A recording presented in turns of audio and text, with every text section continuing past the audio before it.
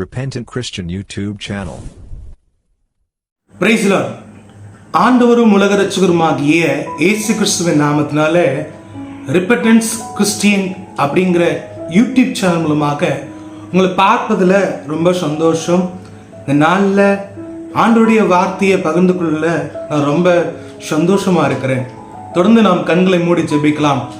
பரிசுத்த நல்ல தகப்பனே, ஆவியானவரே, நாங்கள் நன்றி செலுத்துகிறோம்ப்பா. இந்த வேலைக்காக நன்றி அப்பா. உங்க வார்த்தையை கொண்டு எங்களோட பேசுங்க. நல்ல வார்த்தைகளை, சத்தியமான ஜீவ வார்த்தைகளை எங்களோடு கூட நடத்துங்க தகப்பனே. எங்களோடு கூட இந்த ஆளுகை செய்ய வழி நடத்துங்க. இயேசு கிறிஸ்துவின் நாமத்தில் ஜெபிக்கிறோம் நல்ல பிதாவே, ஆமென் ஆமென். தொடர்ந்து நம்ம வார்த்தைக்கு நேராக கடந்து செல்லலாம். அதுக்கு முன்பதாக ஒரே ஒரு காரியத்தை மாத்திரம் நான் சொல்லிட்டு நான் வார்த்தைக்கு நேராக போக விரும்புகிறேன். ஒரு உவமை, ஒரு கதை. ஒரு வாலிபன் ஒருவன் இருந்தானா. அந்த வாலிபன் எல்லா பாவங்களையும் செய்து களைத்து போய்விட்டு எந்த பாவத்திலையும் நிம்மதி இல்லாம, சந்தோஷம் இல்லாம அவன் தவித்து கொண்டிருக்கிறத பார்க்கிறோம். அப்ப அந்த வாலிபனுக்குள்ள ஒரு விரக்தி வந்துருச்சு. என்ன, இந்த உலகத்துல பார்க்காத நம்ம விஷயம் இல்லை, நம்ம பார்க்காத பணம் கிடையாது, நம்ம பார்க்காத மதுபானங்கள் கிடையாது, இந்த உலகத்துல என்னென்ன இருக்கோ எல்லாமே பார்த்துட்டோம், எதுலையுமே ஒரு நிம்மதி இல்லை, எதுலையுமே ஒரு சந்தோஷம் இல்லைன்னு சொல்லி அவனுக்குள்ள ஒரு விரக்தி இருந்துச்சா. அப்ப அந்த நேரத்துல கடவுள் அவனை பார்த்தாராம். கடவுள் அவனை பார்த்து அவன் கையில ஒரு கல்லை கொடுத்தாராம். உடனே அந்த பையனுக்கு ரொம்ப ஆச்சரியம். நீ ஒரு கடவுள் எப்படி என்ன பார்க்கலாம்? நான் அவனே ஒரு எல்லா தப்பு பண்றவன், நான் கடவுளை வாங்கன்னு சொல்லி கூப்பிடவும் இல்லை, கடவுளை நான் வேண்டவும் இல்லை, கடவுள்கிட்ட போனதும் இல்லை, ஆனால் கடவுள் என்ன தேடி வந்திருக்கிறாரு, ஒரு கல்லை கொடுத்துருக்காருன்னு சொல்லி அவன் ஆச்சரியத்தோட பார்த்து, என்ன கடவுளே எதுக்கு இப்படி கொடுக்குறேன், நானே வாழ பிடிக்காம இந்த வாழ்க்கையே வேணான்னு சொல்லி நினைக்கிறேன், என்கிட்ட போய் இந்த கல்லை கொடுக்குறேன்னு கேட்குறப்போ கடவுள் அவனை பார்த்து ஒரு வார்த்தை சொன்னாராம். இந்த கல்லை யார்கிட்ட வேணா கொண்டு போய் காமிச்சுக்கோ, இதோட மதிப்பு என்னன்னு சொல்லி தெரிஞ்சுக்கிட்டு வா அப்படின்னு சொல்லி கடவுள் வந்து அவன்கிட்ட பேசுனதை நம்ம பார்க்கிறோம். உடனே அவனும் அந்த கல்லை கொண்டு போய் ஒரு காய்கறி கடையில் போய் நிப்பாட்டினானா. அந்த காய்கறி கடைக்காரர் அந்த கல்லை வாங்கி பார்த்துட்டு, எப்பா இந்த கல்லுக்கு பேசாம ஒரு மூடை காய்கறி வேணா வாங்கிக்கிறியா அப்படின்னு சொல்லி அந்த பையனை ஏளனம் செய்தாராம். உடனே அந்த கல்லை கொண்டு போய் ஒரு பழக்கடைக்கு போனான். பழக்கடையில் பார்த்துட்டு அந்த பழக்கடைக்காரர், இந்த கல்லுக்கு வேணா ஒரு கிலோ பழங்களை நான் கொடுக்குறேன் அப்படின்னு சொல்லி சொன்னாராம். அவனுக்கு அதுலேயும் சம்மதம் இல்லையா. அப்புறம் ஒரு நகைக்கடையில் போய் நின்று அந்த கல்லை கொடுத்தானா. உடனே அந்த நகைக்கடைக்காரர் பார்த்துட்டு, இந்த கல்லுக்கு வேணா 1 கிராமில் வேணா ஒரு தங்கம் கொடுக்குறேன் அப்படின்னு சொல்லி அவர் சொன்னாராம். அப்பயும் அவனுக்கு இதில் ஆகாம உடனே அதை கொண்டு போய் இந்த கற்களை பற்றி ஆராய்ச்சி செய்கிற ஒரு சயின்டிஸ்ட் கிட்ட போய் கொடுத்தாராம். அந்த சயின்டிஸ்ட் அதை பார்த்துட்டு, நான் ஆராய்ச்சி செய்கிறேன்னு சொல்லி பல நாட்களாக ஆராய்ச்சி செய்து அந்த பையனை கூப்பிட்டு சொன்னாரா, எப்பா இந்த கல் யார் கொடுத்தா உனக்கு அப்படின்னு சொல்லி கேட்டாராம். இல்லை நீங்கள் சொல்லுங்கள், இதோடைய மதிப்பு என்ன நீங்கள் சொல்லுங்கன்னு சொல்லி அந்த பையன் அந்த சயின்டிஸ்ட் கிட்ட கேட்கும் போது, எப்பா இந்த கல்லோட மதிப்பு எனக்கு தெரியவே இல்லை, இந்த உலகத்தில் எத்தனை கற்கள் இருந்தோ, எத்தனை ஆச்சரியமான விலையுயர்ந்த கற்கள் இருந்தோ, இந்த கல்லுக்கு ஈடே ஆகாதுப்பா, இப்படிப்பட்ட கல்லை நான் பார்த்ததே இல்லைன்னு சொல்லி அந்த சயின்டிஸ்ட் ஆச்சரியப்பட்டாராம். ஆமாம் உண்மைதாங்க, அந்த கல்லை கொடுத்தது கடவுள், அந்த கல்லை வாங்கினது கடவுளுடைய பிள்ளை. பாருங்களேன், அந்த பையனுக்கு ஆச்சரியம் தாங்க முடியலையா. ஆமா இல்ல, உண்மைதானே, இந்த கல்லுக்கு மதிப்பே ரொம்ப விலையேற பெற்றதில்லை இந்த கல், ஏன்னா இந்த கல்லை கடவுள் கொடுத்ததில்லை அப்படின்னு சொல்லி கடவுள் கிட்ட போய் சொன்னானா, இந்த கல்லுக்கு ஈடே ஆகாது அப்படின்னு சொல்லி நான் புரிஞ்சுக்கிட்டேன்னு சொல்லி சொல்லும்போது, அதுதான்ப்பா நானும் உன்னை அதிகமான மதிப்போடு கூட உன்னை நான் இந்த உலகத்துல உன்னை நான் வர வச்சிருக்கிறேன். நீ விலையேற பெற்றவன், நீ ரொம்ப உயர்ந்தவன், நீ யூஸ்லெஸ் சொல்லி நீ நினைச்ச, நீ ஒன்னுத்துக்கு உதவ மாட்டேன்னு சொல்லி நினைச்ச, ஆனா நான் சொல்றேன் உன்னோட மதிப்பு உனக்கு தெரியல. உன்னோட மதிப்பை கொண்டு போய் மற்ற மனுஷங்கிட்ட போய் காமிச்சா அவங்க தகுந்தாப்புல அவங்களுக்கு ஏற்றாப்புல அவங்க மதிப்பு செய்வாங்க, ஆனா உன் மதிப்பு எனக்கு தான் தெரியும், ஏன்னா உன்னை படைத்த கிறிஸ்து நான் இருக்கிறேன்னு சொல்லி கடவுள் சொன்னாராம். இது ஒரு சின்ன ஒரு கதை தான், ஆனா உண்மையாகவே நாம் யாருங்கிறத நம்ம மறந்து போகிறோம். நாம் கடவுளாகிய இயேசு கிறிஸ்துவனுடைய பிள்ளைகள். அவர் நம்மை அகில உலகத்தையும் படைத்தவர். இப்ப அகிலம் உலகம் படைத்தவர்கிட்ட நாம் போய் ஒன்று சேரணும், அவரோடு கூட இணைக்கப்படணுங்கிறது தான் ஒரு நீதி. கடவுளோடு கூட ஒன்றிணைந்து வாழணும், அவருக்குள்ள இருக்கணும். இந்த உலகத்தை அவருக்கு இன்னும் வாழணும், எப்படினாலும் இந்த உலகத்தை வாழ்ந்துடலாம், என் வாழ்க்கை என் இஷ்டம், வாழுகிற இந்த ஒத்த வாழ்க்கையாச்சும் என் இஷ்டப்படி வாழ்ந்துறேன்னு சொல்லி வாழாம, இப்படித்தான் கடவுள் இந்த வேதாந்தத்தில் எனக்கு போடப்பட்டிருக்கிறது, இப்படிதான் வாழணும்னு சொல்லி சில நியதிகளை வைத்திருக்கிறார். அந்த நியதிகள் இப்படி நம்ம வாழும்போது நம் வாழ்க்கை ஆசீர்வாதமா இருக்கும். அதைத்தான் இன்னைக்கு நம்ம தியானிக்க போகிறோம். மனம் திரும்பினா எப்படிப்பட்ட ஆசீர்வாதங்கள் நம்ம வாழ்க்கையில வருங்கிறத நம்ம பார்க்க போகிறோம். நம்ம வாழ்க்கையில ஆண்டவர்கிட்ட சேரும்போது, மனம் திரும்பும்போது, ஒருவேளை நீங்க இந்த காணொலியை பார்த்து கொண்டிருக்க நீங்க உங்க வாழ்க்கையில எப்படிப்பட்ட வாழ்க்கை வாழ்ந்தாலும் சரி, மனம் திரும்பணும். மனம் திரும்புவது ஒரு புதிய விசுவாசிக்கு தானப்பா, புதுசா ரட்சிக்கப்படுறது தானே? இல்ல, அனுதினமும் ரட்சிக்கப்படணும், அனுதினமும் ஆண்டவரோடு கூட இணைக்கப்பட வேண்டும். நம்ம தினமும் மனம் திரும்ப விதங்கள்ல மனம் திரும்ப ஆக வேண்டிய கடமையில இருக்கிறோம். இப்படி நாம் மனம் திரும்பினா எப்படிப்பட்ட ஆசீர்வாதங்கள் வருது என்று சொல்லி பார்க்கும் பொழுது, யோபு புத்தகத்துல நம்ம பார்க்கிறோம். யோபு 22வது அதிகாரத்துல 23ஆம் வசனம் போடப்பட்டிருக்கிறது.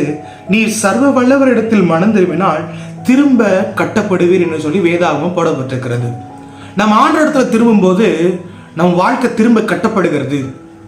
நம்ம எதெல்லாம் இழந்து போனோமோ, எதெல்லாம் தோர்த்து போனோமோ, எதெல்லாம் நம்ம வாழ்க்கையில நம்மளை விட்டு போனதோ அதை மறுபடியுமாக ஆண்டவர் கட்டுவிப்பார்.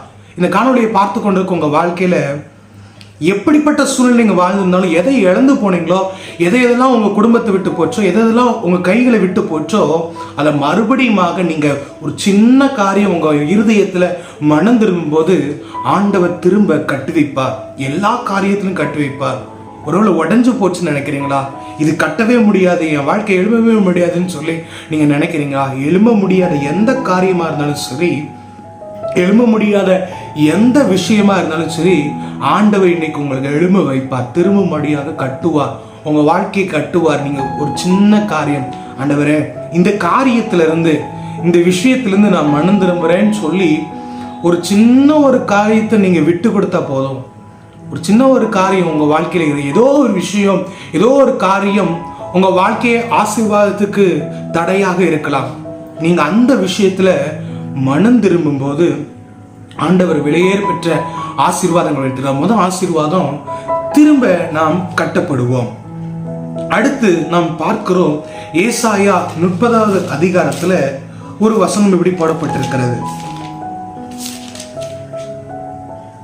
ஏசாயா 30வது அதிகாரத்துல 15ஆம் வசனம், நீங்கள் மனம் திரும்பி அமர்ந்திருந்தால் ரட்சிக்கப்படுவீர்கள் என்று சொல்லி வேதவசனம் போடப்பட்டிருக்கிறது. நாம் மனம் திரும்பினா ரட்சிக்கப்படுவோம். நாம் மனம் திரும்பினால் ஆசீர்வதிக்கப்படுவோம். ரட்சிக்கப்படுவதுன்னா என்ன? ஒரு மீட்டெடுப்பு, ஒரு பாதுகாப்பு.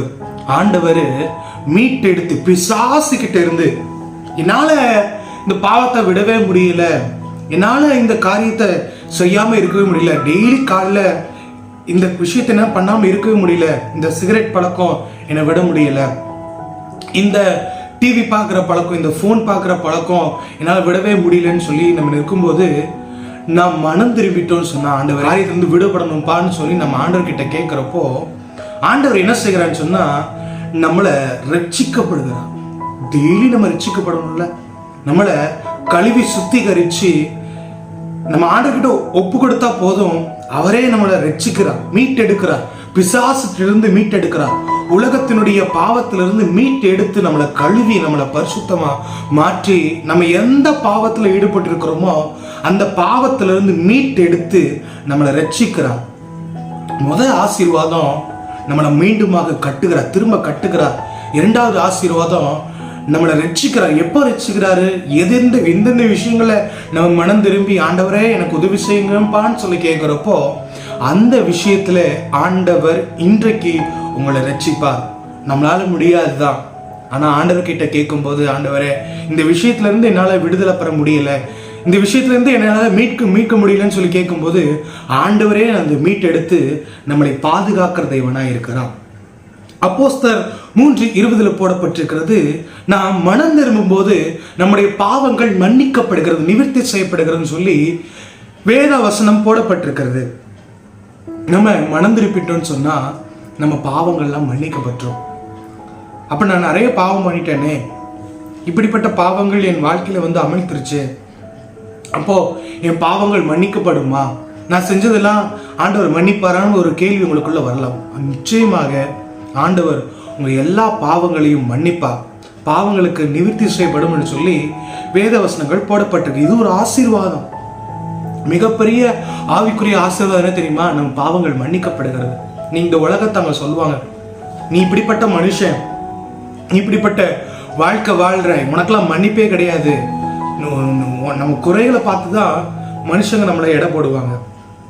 ஆனா கடவுள் பாவியாக்கிய நம்மளை நேசிக்கிறாரு, பாவத்தை அருவருக்கிறாரு. நம் பாவத்தை அருவருத்து அதெல்லாம் தூக்கி போட்டு வாப்பா என் மகனேன்னு சொல்லி பாவியாகிய நம்மளை அழைச்சு கொண்டு சேர்த்து கொண்டு நம்மளை சுத்திகரிச்சு, இனிமே இந்த பாவத்தை நீ செய்யாத, இனி இந்த பாவம் உனக்கு வேண்டான்னு சொல்லி நமக்கும் பாவத்துக்கும் இடையில ஆண்டோடைய ரத்தம் கழுவி அந்த பாவத்தை தூரத்துக்கு போட்டுற.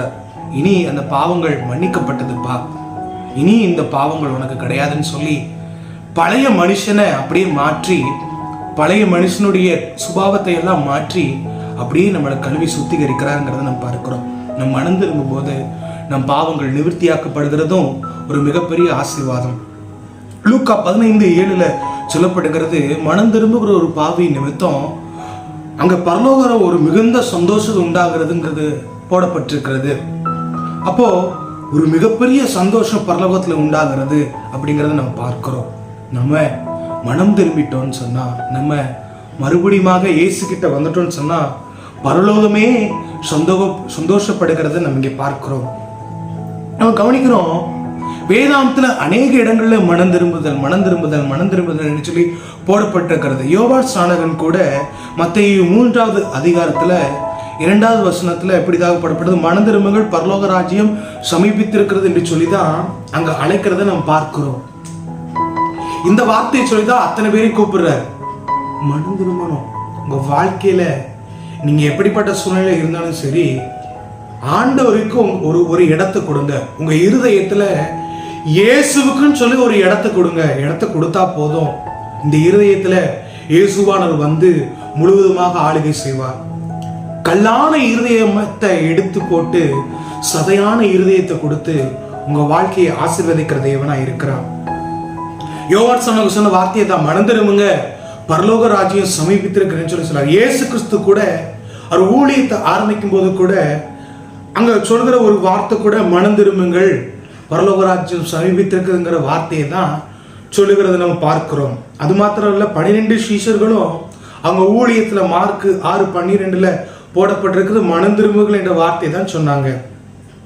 அடுத்து நம்ம பார்க்கிறோம், கடைசியாக எழுதப்பட்ட வெளிப்படுத்தல 2வது அதிகாரத்துல நம்ம பார்க்கும்போது அந்த சபையில மனம் திரும்பி ஆதியை செய்த கிரியைகளை செய்வாயாக அப்படின்னு சொல்லி அங்கு கடைசியாக வெளிப்படுத்தின விசேஷத்துல 7 சபைகளுக்கும் சொல்லுகிற ஒரு வார்த்தை மனம் திரும்புதல். இந்த மனம் திரும்புதல் விஷயம் ரொம்ப இம்பார்ட்டன்ட். இதுதான் கிறிஸ்தவ வாழ்க்கைக்கு அடித்தள காரியம். சத்தியத்துல நம்ம சரியா இருந்தோம்னு சொன்னா நம்ம வாழ்க்கை ஆசீர்வாதமா இருக்கும். நம்ம மனம் திரும்பிட்டோம், மறுபடியும் பாவம் செஞ்சா அதுல ஒண்ணுமே இல்லைங்க. ஒரே ஒரு வாட்டி தான் மனம் திரும்புதல். ஒரு வாட்டி மனம் திரும்பிட்டோமா, ஆண்டவரோடு கூட சாகர மட்டும், என் ஜீவன் புரிய மட்டும் நான் கிறிஸ்துவுக்காக உண்மையா இருப்பேன். ஆண்டவர் இந்த வாழ்க்கையை எனக்கு கொடுத்திருக்கிறார், இந்த வாழ்க்கையை நான் வேஸ்ட் பண்ண மாட்டேன்னு சொல்லி ஆண்டவருக்காக வைராக்கியமா இருப்பதை தான் இந்த வேதாம் நமக்கு சொல்லுகிறது. அப்படி மனம் திரும்பின ஒரு மனுஷனை நம்ம இங்கே பார்க்கலாம். நம்ம பார்க்கும்போது லூக்கா எழுதின சுவிசேஷ புத்தகத்துல 19வது அதிகாரத்துல ஒரு வசனத்தை நான் வாசிக்கிறேன். 19வது அதிகாரத்துல 6வது வசனம் போடப்பட்டிருக்கிறது, அவன் சீக்கிரமாய் இறங்கி சந்தோஷத்தோடு அவரை அழைத்து கொண்டு போனான் என்று சொல்லி வேதாகம் போடப்பட்டிருக்கிறது. அவன் சீக்கிரமாய் இறங்கி சந்தோஷத்தோடு அவரை அழைத்து கொண்டு போனான். இங்க நம்ம ஒரு மனுஷனை, நமக்கு எல்லாரும் தெரிந்த ஒரு மனிதன், அவர் தான் சகேயு அப்படிங்கிற ஒரு மனிதன். அவர் வாழ்க்கையில சாதாரண காரியங்களை அவன் செய்யவில்லை. இயேசுவுக்கும் சகேயுக்கும் உள்ள ஒரு நெருக்கத்தை இந்த 10 வசனங்கள்ல போடப்பட்டிருக்கிறத நம்ம பார்க்கலாம். அங்க 10வது வசனம் போடப்பட்டிருக்கிறது, இழந்து போனதை தேடவும் ரட்சிக்கவுமே மனுஷகுமாரன் வந்திருக்கிறார் என்று சொல்லி வேதாகமம் போடப்பட்டிருக்கிறது. அப்ப எதை இழந்து போனோம்? இழந்து போன ஜீவனை, இழந்து போன ஆசீர்வாதத்தை கொடுப்பதற்காக தான் மனுஷகுமாரன் இந்த உலகத்துல வந்திருக்கிறார். அங்க நம்ம பார்க்கிறோம், ஆயக்காரனுக்கு தலைவரும் ஐஸ்வர்யமானப்பட்ட சகை எனப்பட்ட ஒரு மனுஷன், ஆயக்காரனுக்கு தலைவன். அப்போ ஒரு டாக்ஸ் கலெக்டரா இருந்தவர், இருக்கிறதுலே யூதர்லே ரொம்ப ஹையர் போஸ்ட்ல இருந்த அந்த சகையு ஒரு மிகப்பெரிய ஒரு பணக்காரர். அவர் யாருக்கும் அடிபட வேண்டிய அவசியம் இல்லை. 3ஆம் வசனத்துல போடப்பட்டிருக்கிறது, இயேசு எப்படிப்பட்டவரோ என்று அவரை பார்க்க வகை தேடினான். அவன் குள்ளனானபடினால் ஜனக்கூட்டத்தை அவரை காணக்கூடாமல். இயேசு எப்படிப்பட்டவரோ என்று அவரை பார்க்க வகை தேடினான் என்று சொல்லி வேதம் போடப்பட்டிருக்கிறது. பாருங்களேன், மனம் திரும்ப மிக முக்கியமான விஷயம். இங்கு சகைங்கிற மனுஷன் ஆண்டவர் எப்படிப்பட்டவரோ என்று பார்க்க வகை தேடினான் என்று சொல்லி வேதவசனம் போடுகிறது. தேடினான்ங்கிற வார்த்தை மாத்திரம் நம்ம வைத்துக் கொள்ளலாம். தேடினான், அவன் கர்த்தரை தேடினான். இன்னைக்கு மனம் திரும்ப மிக முக்கியமான காரியம், கடவுள் யாரு, எப்படிப்பட்டவர், எப்படிப்பட்ட குணாதிசயத்தோடு கூட இருப்பாரு, அன்பானவரா, அதிசயங்களை செய்கிறவரா, அற்புதங்களை செய்கிறவரா, ஆச்சரியங்களை செய்கிறவரான்னு சொல்லி அவரை பார்க்கும்படியாக நம்ம தேடணும். இன்னைக்கு நம்ம கடவுளை தேடுகிற விதத்துல நம்ம தேடணும்னு சொன்னா நிச்சயமாக ஒரு வாழ்க்கையில ஆசீர்வாதத்தை ஆண்டவர் கொடுப்பார். அவனுக்குள்ள ஒரு ஒரு ஒரு ஏக்கம், எப்படியாச்சும் இன்னைக்கு ஏசப்பாவை பார்க்கணும், இயேசு எப்படிப்பட்டவரோ என்று சொல்லி அவனுக்குள்ள ஆசை, வகை தேடினான்னு சொல்லி வேதாகமம் போடப்பட்டிருக்கிறார். தேடுகிற ஒரு காரியத்துல அவன் ரொம்ப ஏக்கத்தோடு கூட இருந்தான்னு சொல்லி வேதாகமம் போடப்பட்டிருக்கிறது. அவனுக்குள்ள ஆசை, தேடணும்னு நினைச்சா. இன்னைக்கு நம்ம தேடுறோமா? ஆண்டவரை தேடுறோமா? இன்னைக்கு பிற ஜனத்தார் கூட கடவுள் இங்க இருப்பாரா அங்க இருப்பான்னு சொல்லி எங்கேயோ நடந்து போகிறத, எங்கேயோ புனித பயணம் போல எங்கேயோ ஊருக்கு நடந்து போறாங்க. ஆனா எங்கேயும் நடந்து போக அவசியம் இல்லை. நம்ம இருக்கிற இடத்துல ஆண்டவரே என் வாழ்க்கையை ஒப்பு கொடுக்குறேன்னு சொல்லி ஆண்டவரை தேடினா போதும், ஆண்டவர் உங்க இருதயத்துக்குள்ள வருவாரே. கிறிஸ்துவானவர் உங்க இருதயத்துக்குள்ள வருகிறத நம்மளால பார்க்க முடியுமே. அன்னைக்கு ஜனக்கூட்டத்துல பார்க்கணும்னு சொல்லி அவனுக்குள்ள ஒரு ஆசை.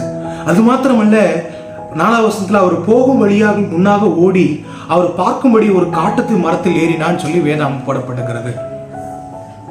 முன்னாக ஓடி, ஏங்க ஒரு டாக்ஸ் கலெக்டர், மிகப்பெரிய போஸ்டிங்ல இருக்கிறவர், எல்லாரையும் போய் சட்டையை பிடிச்சி ஒழுங்கா வரி கொடுப்பா அப்படின்னு சொல்லி எல்லாரையும் பயங்கரமான விதங்கள்ல போராடுகிற ஒரு மனுஷன். அன்னைக்கு சகையோ எல்லா மனுஷங்களும் தான் யாருங்கிற நிலைமையை மறந்து, தான் பெரிய உயரத்துல இருக்கணும், இல்லை இல்லை எல்லாத்தையும் விட்டு மறந்து ஜனக்கூட்டங்க இருக்கிற அத்தனை கூட்டத்துக்கு முன்பதாக முன்னாக ஓடுறாருங்க. நீங்க கர்த்தருக்காக தேட ஆரம்பிச்சா போதும், கடவுளை தேட ஆரம்பிச்சா போதும், நீங்க மனம் திரும்பணுங்கிற விஷயத்துல ஆண்டவரை தேடினா போதும், ஆட்டோமேட்டிக்கா உங்க கால்கள் ஓட ஆரம்பிச்சு ஆண்டருக்காக ஓட ஆரம்பிச்சிருங்க. ஆண்டவருக்காக ஏதாவது ஒன்று பண்ணலாம்ப்பா, ஏதாவது இயேசுக்காக பண்ணலான்னு சொல்லி உங்க கால்கள் ஓட ஆரம்பிச்சிடும். நீங்க தேடினா போதும், ஆண்டவருக்காக ஓட ஆரம்பிச்சிடும். நீ பாருங்க, அன்னைக்கு ஓடுறாரு, சகையு ஓடுறாரு. அது மாத்திரமல்ல, இயேசு அந்த இடத்துல வந்தபோது அண்ணாந்து பார்த்து அவரை கண்டு, இப்ப சகையை பார்க்கிறாரு. சகையு அந்த மரத்துல இருக்கும்போது காட்டத்து மரத்துல ஏறுறாரு. இன்னைக்கு இயேசுவை எப்படியாச்சும் பார்க்கணும்னு சொல்லி காட்டத்து மரத்துல ஏறுறாரு. இப்ப இயேசுவும் வந்து பாருங்க, இயேசுவுக்கும் சகையுக்குள்ள ஒரு காரியத்தை பாருங்களேன். இயேசு வந்து அத்தனை கூட்டங்கள் இருக்குதான, அத்தனை கூட்டத்தையும் அவர் பார்க்கல. இன்னைக்கு ஒரு மனுஷன் என்னை தேட ஆரம்பிச்சுட்டான், எனக்காக ஓட ஆரம்பிச்சுட்டான், அவனை எப்படியாச்சும் நான் பார்க்கணும்னு சொல்லி அந்த இடத்துக்கு வந்து அண்ணாந்து பார்த்துன்னு சொல்லி வேதம் போடப்படுகிறது. இன்னைக்கு நீங்க ஆண்டவரை தேட ஆரம்பிச்சு அவருக்காக ஓட ஆரம்பிச்சுன்னா உங்களை ஆண்டவர் பார்க்க விரும்புவார், உங்களை பார்ப்பார் ஆண்டவர். இயேசு என்னை பார்க்கலையே, ஏசப்பா என் வாழ்க்கையில வரலையே, ஏசப்பா என் வாழ்க்கையை பார்க்கலையேன்னு சொல்லி நீங்க யோசிக்கலாம். ஏசப்பா என்னை பார்ப்பாங்களா, என்னையும் ஏசப்பாவோட கண்கள் பார்க்குமா, என் வாழ்க்கை இப்படிப்பட்ட சூழ்நிலை என் வாழ்க்கை போய் கொண்டிருக்கிறது, பயங்கரமான கடன் பிரச்சனையோடு கூட இருக்கிறேன், பயங்கரமான பலவீனங்கள் என் குடும்பத்துல வந்துச்சு, பயங்கரமான ஒரு வியாதியோடு கூட என் குடும்பங்கள் இருக்கிறது, இந்த இயேசுவானவர் என் குடும்பத்தை பார்ப்பாரான்னு சொல்லி ஏக்கத்தோடு கூட இருக்கிறீங்களா? நீங்க ஆண்டவரை தேடினா போதும், அவருக்காக ஓடினா போதும், அவர் உங்களை பார்க்க ஆரம்பிப்பார். அங்க வந்து பார்த்து அண்ணாந்து பார்த்து அவனை கண்டுன்னு சொல்லி வேதவசனம் போடப்பட்டிருக்கிறது. பார்ப்பார், உங்களை இயேசுவானவர் பார்ப்பார். அவனை கண்டு அவனை பார்த்து நீ சீக்கிரமாய் இறங்கி வான்னு சொல்லி ஒரு வார்த்தையை சொல்லுகிறார்.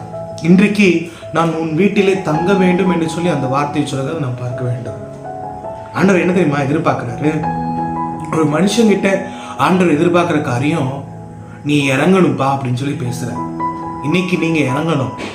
எந்தெந்த விஷயங்கள்ல உங்களால இறங்க முடியாம இருக்குதோ, எந்தெந்த விஷயங்கள உங்களால மாற முடியாம இருக்குதோ, அந்த விஷயத்துல ஒரு மாற்றம் இன்னைக்கு உங்களுக்குள்ள உண்டாகணும். ஒரு மாற்றம் உங்களுக்குள்ள வந்துருச்சுன்னா, நீங்க இறங்கி வந்துட்டீங்கன்னா நீங்க ஈஸியா உங்க வாழ்க்கை ஆசீர்வதிக்கப்படும். எவ்வளோ கிறிஸ்தவன் சொல்லி சொல்லுவாங்க, ஆனா ஜாதிங்கிற விஷயத்துல அவங்களால மனம் இறங்க முடியாது. எவ்வளோ கிறிஸ்தவன் சொல்லி சொல்லுவாங்க, ஆனா சொந்த சகோதரன் கிட்ட அவங்க சொத்து விஷயங்கள்ல என்னால விட்டு கொடுக்க முடியாதுன்னு சொல்லி இருப்பாங்க, மன்னிக்க முடியாம இருப்பாங்க. ஆனா அப்படிப்பட்ட விதங்கள்ல நீங்க இன்னைக்கு இறங்கி வரணும். நீங்க இறங்கி வந்தீங்கன்னா ஆண்டவர் நிச்சயமாகவே ஒரு பெரிய ஆசீர்வாதத்தை வைத்திருக்கிறார். அன்னைக்கு சகேயு கிட்ட இருந்த காரியத்திலிருந்து ஆண்டவர் சொன்னார், எப்பா நீ தேவையில்லாத காரியங்கள் உனக்குள்ள இருக்கு, உலக காரியங்கள் இருக்குது, சில அடிமைத்தனத்தினுடைய பாவங்கள் உனக்குள்ள இருக்குது, நீ இறங்கி வான்னு சொல்லி சொல்றாரு. இறங்கி வான்னு சொல்லி இருக்கிற காரியம் மரத்தை மட்டும் இல்லை, நீ பாவமான சூழ்நிலையிலிருந்து இறங்கி வாப்பா அப்படின்னு சொல்லி சொல்றாரு. ஆண்டவர் எதிர்பார்த்த காரியம் அதுதான். நீ இறங்கி வரணும், நீங்க இறங்கி வரணும். எந்தெந்த விஷயங்கள்ல நீங்கள் இறங்கி வராம இருக்கீங்களோ, இன்னைக்கு இறங்கி வந்தா மிகப்பெரிய ஆசீர்வாதம் உங்களை காத்து கொண்டிருக்கிறது. இந்த நவம்பர் மாதத்துல ஒரு பெரிய ஆசீர்வாதம் காத்து கொண்டிருக்கிறது.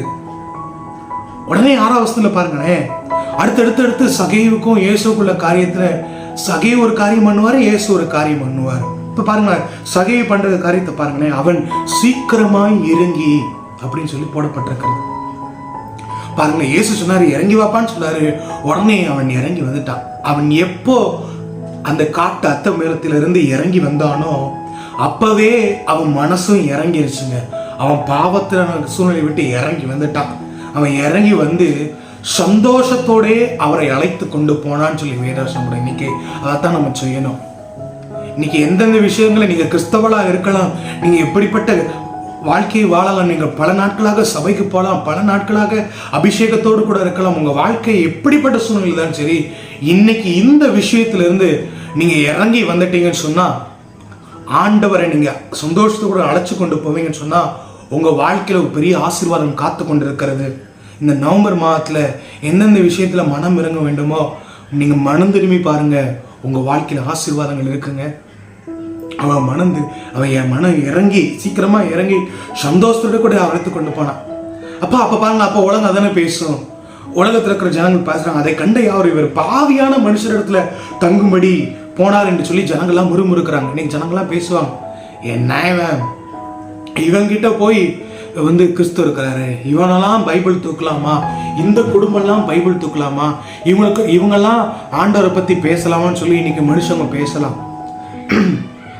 இவரு பாருப்பா, இயேசுவானவர் இவங்க போய் இவர் ஒரு பாவியான மனுஷன் இடத்துல போறாருன்னு சொல்லி ஜனங்களுக்குள்ள ஒரு ஏக்கம், ஜனங்களுக்குள்ள ஒரு முறுமுறுப்பு. உடனே இவன் மனம் திரும்பின விஷயம், அவன் காட்டத்தி மரத்துல இருந்து எப்ப இறங்கினானோ அப்ப அவன் வாழ்க்கை மாறிடுச்சு, அவன் மனம் திரும்பிட்டான்னு சொல்லி ஜனங்களுக்கு தெரியாதல்லவா.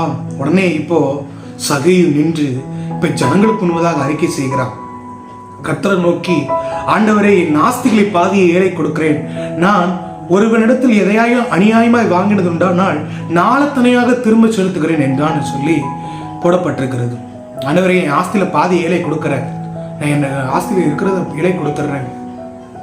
அப்புறம் நான் யார்ட்டையாச்சும் அநியாயமா வாங்கியிருந்தா நாளத்தனையா திருப்பி செலுத்துறேன்னு சொல்லி போடப்பட்டிருக்கு. யாத்திராமத்துல நான் பார்த்து சொன்னா, யாராச்சும் ஒரு களவு மேற்கொண்டாங்கன்னா அந்த நியாயப்பிரமாண முறைப்படி அவங்க 2 தனியா செலுத்தணும். ஆனா இவர் என்ன சொல்றாருன்னா, நான் 4 தனியா செலுத்துறேன் அப்படின்னு சொல்றாரு. அப்படின்னா இருக்கிற பாதி சொத்தை எழுதி கொடுத்துட்றேன், பாதி ஏழைக்கு எழுதி கொடுத்துறேன், மீதி இருக்கிற சொத்தையும் யார்ட்டையாச்சும் அநியாயமா வாங்கியிருந்தா அவங்களுக்கு நான் கொடுத்துறேன்னு சொல்லி எல்லாத்தையும் விட்டு கொடுக்க வருமா. எனக்கு எதுவும் தேவையில்லை, இந்த சொத்து பத்து இது வரைக்கும் நான் சேர்த்து வச்ச காரியம் எது எனக்கு தேவையில்லை, இயேசுவானவர் போதும்னு சொல்லி ஜனங்கள் முன்னிலையில அறிக்கை செய்கிறத பார்க்கிறோம். பாருங்களேன், இன்னைக்கு அவருக்குள்ள ஒரு மாற்றம் வந்ததுக்கு அப்புறம் அவர் எதை பெருசு நினைச்சாரோ அதை அப்படியே தரமட்டமாக்கி எனக்கு இயேசுதான் முக்கியம்னு சொல்லி மாறி அவரோட வாழ்க்கை மாறிடுச்சு. ஒரு விஷயம் மனம் திரும்பும் போது அவருக்குள்ள ஏற்படுகிற பெரிய மாற்றங்களை பாருங்களேன். அவர் எது பெரிதாக சொல்லி கருதினாரோ அதெல்லாம் குப்பையா பார்க்கிறார். அதுதானே பவுலும் சொல்றாரு, நான் நஷ்டம்னு பார்க்கிறேன், குப்பையா பார்க்கிறேன் அப்படின்னு சொல்லி பவுல் சொல்லுகிற வார்த்தையை நம்ம கவனிக்க முடியும். அதுதான் இன்னைக்கு நீங்க எல்லாத்தையும் விட்டுருங்களேன். ஆண்டவருக்கு முன்னால இயேசு கிறிஸ்துவுக்கு முன்னதாக எதுவும் எனக்கு பெருசு கிடையாதுப்பா. என் குடும்பமோ, என் பேரோ, புகழோ, என் ஆஸ்தியோ, சொந்தோ, பந்தமோ இல்லை எதுவுமே கிடையாது. இயேசு எனக்கு முக்கியம்னு சொல்லி நீங்க உங்க வாழ்க்கையை நீங்க அர்ப்பணிச்சு நீங்க மனம் திரும்ப கேட்டீங்கன்னா எல்லாத்தையும் தேடி எல்லா ஆசீர்வாதங்களும் உங்களை தேடி வருங்க. நீங்க எதை தேடியும் போக வேண்டிய அவசியம் இல்லை. பணமா, பேரா, புகழா எல்லாமே உங்களை தேடி வரும்படியாக தான் ஆண்டவர் நிச்சயமாகவே ஆசீர்வதிப்பார். அன்னைக்கு சகைவு அது எப்பொழுதுதான் இப்பதான் ஆண்டவர் அந்த வார்த்தையை சொல்றாரு. என்ன வார்த்தை தெரியுமா? இயேசு அவனை நோக்கி இன்றைக்கு இந்த வீட்டுக்கு ரட்சிப்பு வந்ததுன்னு சொல்லி ஆண்டவர் சொல்கிற வார்த்தையை நம்ம பார்க்கிறோம். இத்தனை நேரம் வரைக்கும் ஆண்டவர் காத்திருந்தாரு. இப்போ என்னைக்கு அவன் மனம் திரும்பி அறிக்கை செய்தானோ, இனி எனக்கு எதுவும் தேவையில்லை, ஆண்டவர் தான் முக்கியம் சொல்லி அறிக்கை செய்தானோ, அறிக்கை செய்த மாத்திரத்துல ஆண்டவர் சொல்றாரு, எப்பா இன்னைக்கு இந்த நேரத்துல ரட்சிப்பு இந்த குடும்பத்துக்கு வந்து இந்த வீட்டுக்கு வந்துருச்சுன்னு சொல்லி சொல்றாரு. இன்னைக்கு ஆண்டவர் உங்களை பார்த்து சொல்றாரு, இந்த நவம்பர் மாதத்துல உங்க வாழ்க்கையில ஒரு ரட்சிப்பு வந்துருச்சு. இன்னைக்கு உங்க வாழ்க்கையில ஒரு பெரிய மாற்றம் வந்துருச்சு. எந்தெந்த விஷயங்களை நீங்க அடிமைத்தனமா இருந்தீங்களோ, எந்தெந்த விஷயங்களை உங்க பிசாசு அடிமைத்தனம் வைத்திருந்தானோ அந்த வாழ்க்கை அந்த இதெல்லாம் முடிஞ்சு போச்சு. இனி பாவங்கள்லாம் முடிஞ்சு போச்சு. இனி சாபங்கள்லாம் உடஞ்சு போச்சு. இனி கட்டுகள்லாம் முறியடித்து விட்டார். இனி எல்லா காரியங்களும் முடிந்து போட்டது. எல்லா சாபங்களும் ஆண்டவர் முறியடித்து விட்டார். உங்க வாழ்க்கையில ஆசீர்வாதத்தின் நாட்கள் துவங்கி விட்டது. இந்த நவம்பர் மாதம் அநேகருக்கு ஆசீர்வாதம் அமைய போகிறது. நீங்க மனம் திரும்பினா ஒரு சின்ன காரியம், நீங்க புதுசா ரட்சிக்கப்படவர்களா இருக்கலாம். ஆண்டவர்னா யாருனே தெரியாது, ஆனா என் வாழ்க்கையை கொடுக்க விரும்புறேன் என்று சொல்லி சொல்லுகிற மனுஷலாம் நீங்க இருக்கலாம். இல்ல நான் ரட்சிக்கப்பட்டேன், என்ன காரியங்களா இருந்தா, ஆனா இந்த ஒரு காரியத்துல எனக்கு மனம் திரும்பாம இருந்தேன், இந்த ஒரு விஷயத்துல என் வாழ்க்கையை எனக்கு இறங்க முடியாம இருந்துச்சுன்னு சொல்லி இன்னைக்கு இந்த வார்த்தையை கேட்டுக்கொண்டு உங்க வாழ்க்கையில ஒரு மனம் திரும்புதல் உண்டானான்னு சொன்னா ஆண்டவர் நிச்சயமாகவே இந்த வார்த்தையை சொல்லி உங்களை ஆசீர்வதிக்கிறார். நிச்சயமாகவே இன்றைக்கு இந்த வீட்டுக்கு ரட்சிப்பு, ஒரு மிகப்பெரிய ரட்சிப்பு உங்களுக்கு ஆண்டவர் கொடுப்பாங்க. உங்க வாழ்க்கையில பெரிய ஆசீர்வாதம், ஒரு மீட்டெடுப்பதில் ஆண்டவர் உண்டு பண்ணியிருக்கிறார். இந்த வார்த்தையை கேட்டுக்கொண்டிருக்கிற அன்பான தெய்வ பிள்ளைகளே, சகைவு பாருங்க, அவன் தேட ஆரம்பித்தான். இயேசு இப்படிப்பட்டவன்னு சொல்லி தேட ஆரம்பிச்சான். அதுக்காக ஓட ஆரம்பிச்சான். அவன் தான் நிலைமையெல்லாம் விட்டு காட்டுத்தி மரத்துல ஏற ஆரம்பிச்சான். ஆண்டவர் அவனை பார்த்தார். இதுவரைக்கும் பார்க்காத இயேசு அவன் வாழ்க்கையை பார்க்க ஆரம்பித்தார். இன்னைக்கு உங்களை ஆண்டவர் பார்க்க விரும்புகிறார். உங்க வாழ்க்கையை இயேசுவானவர் பார்க்க விரும்புகிறார். நீ உங்க வாழ்க்கை இப்படிப்பட்ட சூழ்நிலையில் போய் கொண்டு இருந்தாலும் பரவாயில்ல, பலவீனத்தோட கூட இருக்கிறீங்களா, இல்ல கஷ்டத்தோட கூட இருக்கீங்களா, கவலையோட கூட இருக்கலாம், ஏண்டா வாழ்கிறோம் ஒரு எண்ணங்கள் உங்களுக்கு இருக்குதா, தோல்வி எங்க பார்த்தாலும் தோல்வி, நான் எதை செஞ்சாலும் என் வாழ்க்கையில தோல்வி இருக்குது, என் வியாபாரத்துல தோல்வியா இருக்குது, என் குடும்பத்துல சமாதானம் இல்லைன்னு சொல்லி நீங்க தவித்து கொண்டு இருக்கீங்களா? இன்னைக்கு ஆண்டவர் கிட்ட கேளுங்க, ஆண்டவரை நான் எந்த விஷயத்துல நான் இறங்கி வரணும் ஐசப்பா, அந்த விஷயத்தை எனக்கு ஞாபகப்படுத்துங்கன்னு சொல்லி நீங்க மனம் இறங்கி வந்தீங்கன்னு சொன்னா உங்க வாழ்க்கையில மிகப்பெரிய ஆசீர்வாதத்தை ஆண்டவர் வச்சிருக்கிறாருங்க. இன்னைக்கு நீங்க மனம் திரும்பிங்கன்னா நான் முன்பு சொன்னது போல திரும்ப கட்டப்படுவீங்க. உங்க வாழ்க்கை ரட்சிக்கப்படும். உங்க பாவங்கள், நீங்க எப்படிப்பட்ட பாவத்தை செஞ்சாலும் ஆண்டவர் உங்களை நிவர்த்தி செய்வாரு. உங்களால பரலோக ராஜ்யமே சந்தோஷப்படும். நாம் பார்க்கிறோம் எத்தனையோ மனுஷங்க, எத்தனையோ காரியங்கள், மனம் திரும்புதல் காரியங்கள் வேதாந்தத்துல போடப்பட்டிருக்கிறது. மனம் திரும்பின ஒரு சகையுங்கிற ஒரு மனுஷனை நம்ம பார்த்தோம். அவருக்கும் ஆண்டு மனம் திரும்பினா அவங்க வாழ்க்கையில எவ்வளவு பெரிய ஆசீர்வாதம் வந்ததுன்னு சொல்லி நம்ம பார்க்கிறோம். இயேசுவானவர் அவர் வீட்டுக்கு போனார். அன்றைக்கு எத்தனையோ கூட்டங்கள் இருந்தது, ஆனா அன்னைக்கு போன வீடு சகைவினுடைய வீடு.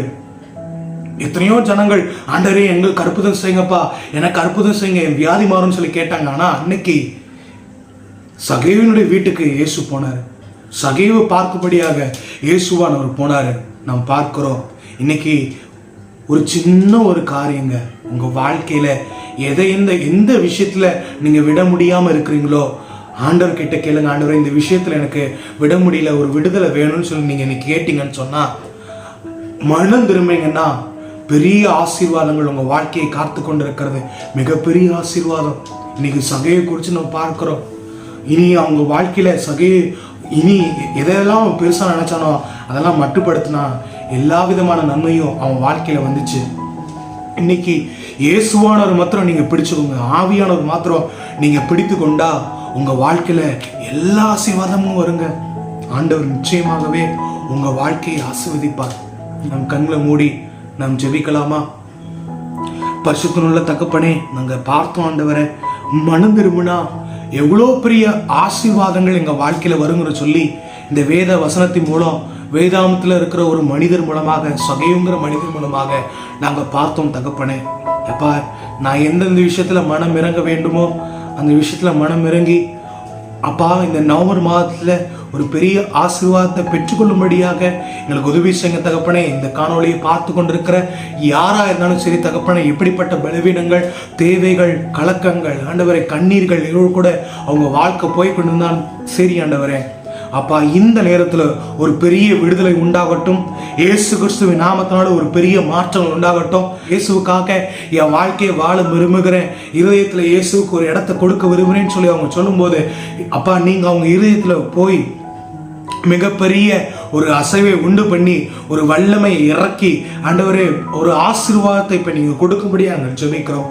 தொடர்ந்து ஆண்டவரே ஆசீர்வதிங்க அப்பா. அந்த சேனல் நடத்துகிற அன்பு பிரதரை ஒப்பு கொடுக்கிறோம், அவரையும் அவர் குடும்பங்களையும் ஆசீர்வாதிங்க ஆண்டவரே. அன்பு அப்பா மக்கள் அத்தனை பேரையும் ஒப்பு கொடுக்கிறோம். இதை பார்த்த ஒவ்வொருத்தரையும் ஆசீர்வதிக்கும்படியாக நாங்கள் ஜெபிக்கிறோம். தொடர்ந்து தேவ ஆவியனுடைய ஆசீர்வாதம் அத்தனை பேருடைய வாழ்க்கையில வரும்படியாக நாங்கள் ஜெபிக்கிறோம். இயேசு கிறிஸ்துவின் நாமத்தில் ஜெபிக்கிறோம் எங்கள் ஜெபம் கேளும் நல்ல பிதாவே, ஆமென் ஆமென். யார் சேர்ந்து சொல்லலாம்? என் ஆத்துமாவே கர்த்தரை ஸ்தோத்திரி, என் முழுமே பரிசுத்த நாமத்தை ஸ்தோத்திரி, என் ஆத்துமாவே கர்த்தரை ஸ்தோத்திரி, கர்த்தர் செய்த சகல உபகாரம் மறவாதே. ஆமென். Praise lord. கர்த்தர் தாமே உங்களையும் உங்கள் குடும்பத்தாரையும் பார்த்த யாவரையும் ஆசீர்வதிப்பாராக. God bless you.